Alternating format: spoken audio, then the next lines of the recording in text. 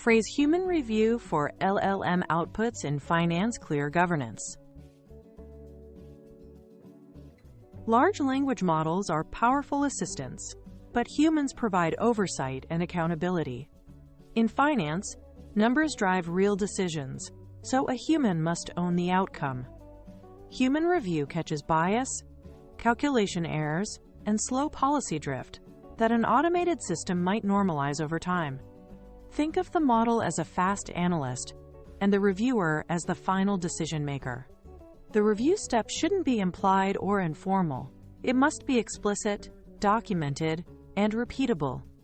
That clarity protects your organization, your customers, and your reputation, especially when money, compliance, and executive trust are on the line. Spell out precisely when review is required. Use a risk-based trigger tied to amount, complexity, and business impact. For example, review outputs with exceptions, anomalies, or manual overrides. Review if the amount exceeds a set threshold.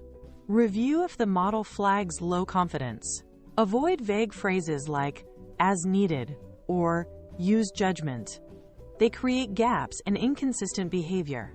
Clear triggers mean teams know exactly when to pause automation and bring in a qualified reviewer, reducing missed risks and ensuring consistent controls across departments.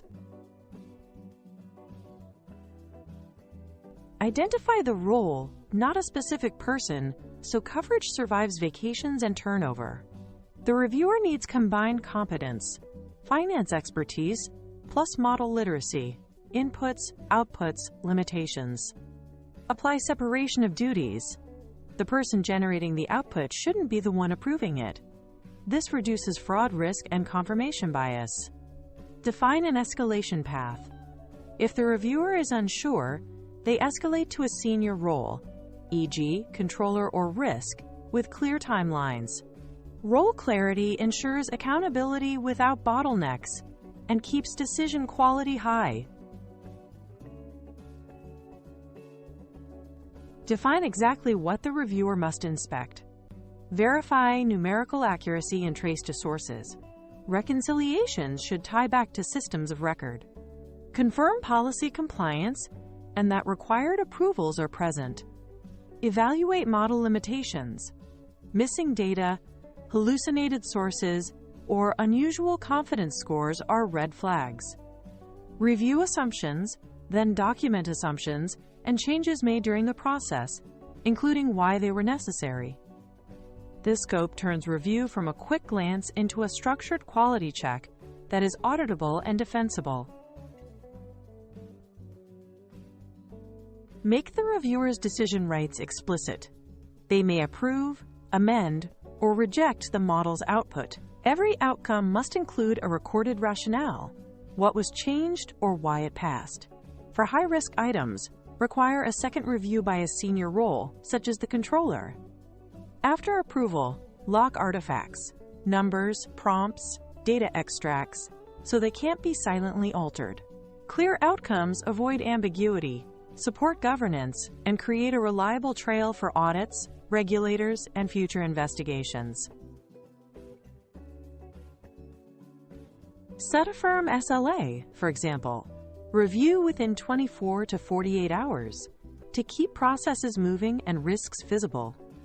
Require a checklist or template so reviewers provide consistent evidence of checks performed.